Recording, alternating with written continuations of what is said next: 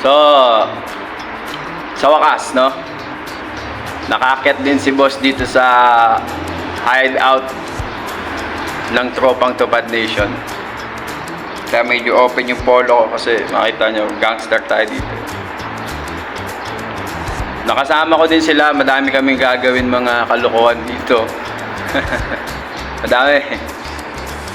Nagchichismisan lang yung ibang mga tropa ko, pero we are ready to rock the hideout. Maganda siya, kulang na lang dito ng mga konting sulat-sulat, yung mga gandang graffiti ba sa wall na ginagawa ng mga talented nating mga thugs.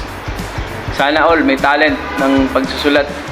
Kasi baka pag sinulatan ko to, tanggalin ako ni boss. Sama na. Habang naniningin-ningin ako dito see you next vlog. Abang-abang na lang kayo and salamat sa suporta and keep on supporting. Salamat.